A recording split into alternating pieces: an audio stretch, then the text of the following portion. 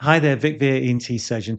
I have some breaking news for you this morning because for the first time, I'm allowed to tell you that last week in our department at the Royal National ENT Hospital, we were the first people in the country to implant the Nixua Genio implant into someone with obstructive sleep apnea. Now, this is an amazing achievement, and some of you people who have been hardcore fans of my YouTube channel for a long time will know that 4 years ago, I'll put the video up here. I did a video on the Genio Nixua implant, and I was trying to get it through the NHS at that time. I was doing all the paperwork. It was horrendous, all the meetings, all the lobbying I had to do.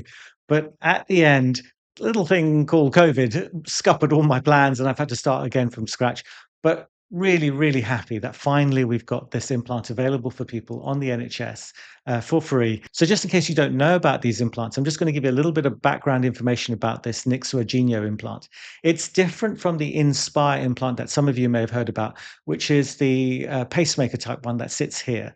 And there's a wire that goes to the nerve on one side that pulls the tongue forward. So with people with obstructive sleep apnea, it doesn't stop them from breathing. The tongue comes out the way so you can breathe. Now, this is slightly different in the sense that it still attaches on to, well, it sits on top of the nerves that control your tongue, but it sits on both of them. So there's a little incision that goes underneath here. It goes underneath like this and sits on both nerves on each side. And the way it works is that when you have obstructive sleep apnea and your tongue is falling back and blocking your breathing, this stimulates the nerve to bring the tongue forward out of the way so you can breathe behind it. And that's how these implants work. And actually, it's not one-sided, one is better than the other. They actually have both their pros and cons. So I will be doing a far more in-depth video about the Nixua Genio implant and also the Inspire implant. And it will be pretty heavy. And I'll tell you why, because I want to get other people from around the country, other doctors, other sleep centers to start providing this treatment for people in their local areas, because it's really nice having it in Euston, at central London, at the Royal National ENT. I also provide it at Queen's Hospital in Essex. So at least there's two places now that provide this implant.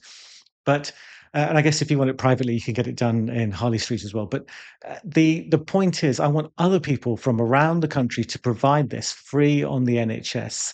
And I've already spoken to my friends up in the northeast, Newcastle, Sunderland, and Middlesbrough, because I used to train up there. And hopefully, I can get people treated with this implant and also the Inspire implant there as well. So it's not that everyone has to come down and see me. I'm trying to spread the love a little bit and get other people from around the country to do this, because we're way behind when it comes to these implants. 4 years ago, when I did that video and the Inspire video, I think only a few thousand had been done around the world. Now there are about 80,000 of these implants done around the world. And the evidence is there. We're just way behind. And I'm so glad that finally we are catching up and um, meeting the rest of the world sort of head on and saying, look, we now have appeared on the NHS. So although the NHS is a bit depressing at the moment and everyone hates it, I'm hoping that there's a little bit of light for you this morning. As I said this is going to be a really heavy new video that's coming out. I'm going to talk about all the stats, the success rates, failure rates, the adverse side effects, and things like that. And I'll be saying also, I'll be talking about each of these individually, but then I'll do a comparison, because this implant is good for some people, but not so great for other people. And the same with the Inspire. It's great for some people, but not so great for others. So they both have their pros and cons. And I want to try and explain in really high detail about which one is probably better for which type of patient. So it's mostly geared towards doctors.